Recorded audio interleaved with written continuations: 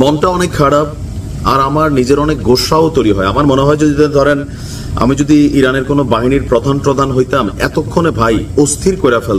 ভালো সংবাদ, তবে কতটা ভালো সুখকর হবে আমাদের জন্য সেটা জানি না।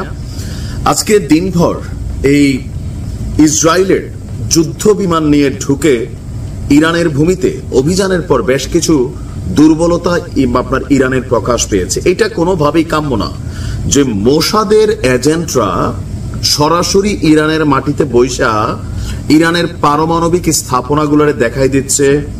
ইরানের আকাশ প্রতিরক্ষা সিস্টেম যেটা, এই যে আমরা বললাম যে ইরানের আকাশ প্রতিরক্ষা সিস্টেম কোথায় গেল, কেন এতগুলো যুদ্ধ বিমান ঢুকার পরেও দুই একটা যুদ্ধ বিমান উড়াইতে পারলো না।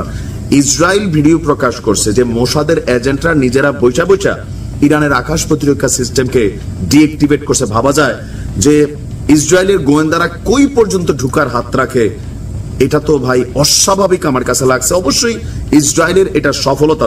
পাল্টা অভিযান শুরু করেছে ইরান, কিন্তু ইরানের এই অভিযানে আমার কাছে যে পরিমাণ মানে গ্লোজি ভাব আসা দরকার ছিল, যে পরিমাণ একটা উড়াধুরা অ্যাকশন দরকার ছিল, আমার কাছে মনে হচ্ছে যে ওইটা ওইভাবে হয় নাই।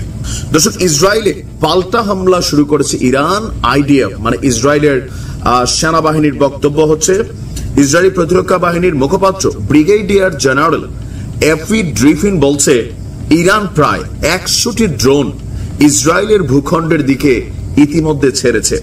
আপনারা জানেন যে আজকে বিভিন্ন মসজিদে প্রতিশোধের লাল পতাকা উড়িয়েছে ইরান। এই পতাকা উড়ানো বন্ধ করে, এগুলা পাবলিক সিম্পেথি টিম্পেথি বন্ধ করে অ্যাকশন দেখাও, অ্যাকশন। সারা পৃথিবীর মানুষ অ্যাকশন দেখতে বসে আছে। আইডিএফ এর মুখপাত্র বলছে যে ইসরায়েলের ভূখণ্ডের দিকে ছোড়া ড্রোনগুলোকে আটকানোর জন্য তারা ব্যবস্থা নিচ্ছে। কারণ আপনি অভিযান চালাইলেন আর প্রতিপক্ষ জানে যে একটা জিনিস আসতেছে উইরা, তো স্বাভাবিকভাবে এটাকে প্রতিহত করার জন্য যথেষ্ট সময় পাচ্ছে। অপরদিকে ট্রাম্প ঘোষণা দিয়ে দিচ্ছে যে ভাই ইসরায়েলকে সুরক্ষায় সর্বোচ্চ সাপোর্ট থাকবে আমেরিকার। এমনকি আজকের এই হামলার পরে ট্রাম্পের যে পরিকল্পনা সেটা বাস্তবায়ন হতে যাচ্ছে। এই ঘটনার ভিতরে যেখানে আজকের এই ঘটনায় ইরানের সবচেয়ে কি পয়েন্টের যে বাঘগুলো আছে সেগুলো কিন্তু ইসরায়েল স্বীকার করে ফেলছে।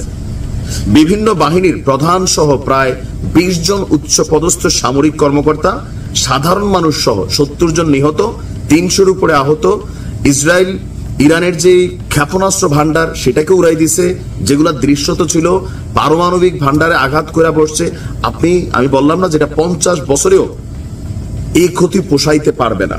এখন 100 ড্রোন দিয়া মানে এটা কি ধরেন কঠিন জবাব হবে? তো ইরান বলছে যে বেদনাদায়ক জবাব দিবে। হইতে পারে যে আবার আজকে অথবা কালকে বড় অভিযান চলবে, কিন্তু এই মুহূর্তে কোনো অভিযানে সফল হবে না। কারণ ইসরায়েল যেটা করছে, ইরানরে ঘুমে রেখা ঘটনা ঘটাই দিচ্ছে। ইরান যদি আগে থেকে জানতো তাহলে কিছুটা সতর্ক হইতে পারতো। কিন্তু ইরানে আপনি দেখেন আমাদের বীরদের যে প্রধান ছিল উনাকে কিন্তু ইরানের ভিতরেই শেষ করা হয়েছিল। কিভাবে করলো? মোসাদ এত দূর পর্যন্ত কিভাবে সেট আপ দিল? আর আজকে শুনলাম মোসাদ নাকি ইরানের ভিতর বৈশা গেল কয়েক মাস যাবৎ সবকিছু সেট দিছে। হিউজ পরিমাণ নথিপত্র, ইরানের সিস্টেম সেট আপ, এগুলার তথ্যরা নিয়ে গেছে। এমনকি ইসরায়েল মুখে বলতেছে না, তারা এগুলার ফুটেজ প্রকাশ করতেছে যে দেখো আমরা ইরানের ভিতর ঢুইকা কি ঘটাইতে সক্ষম। আর এই ঘটনার পর ইরানের যিনি প্রধান নেতা আছেন তাকে অজ্ঞাত স্থানে নেওয়া হয়েছে, কারণ টার্গেট তিনিও থাকতে পারেন।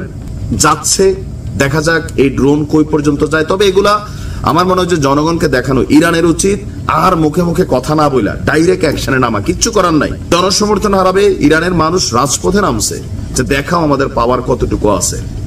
হ্যাঁ, আমেরিকা বাধা দিবে, তারপর আপনাদের উচিত অভিযান চালানো। লড়াই নামছে, এখানে পিছনে নামার আর সুযোগ নাই। জিনিসপত্র কি গেছে এটা জরুরি না, কয়েকটা প্রধানকে, এই যে আইআরজিসি সহ বিভিন্ন সেক্টরের প্রধান কমান্ডার গুলাকে সাদাত করেছে। এই ক্ষতিটা কিভাবে পুষাবেন? ইরানের সিকিউরিটি সিস্টেম কি পরিমাণ দুর্বল এটা তো প্রমাণিত হয়ে গেছে যে মোসাদ ওইখানে বৈশা এই অভিযানকে নেতৃত্ব দিছে, তাদের যুদ্ধ বিমানগুলোকে দিশা দিছে।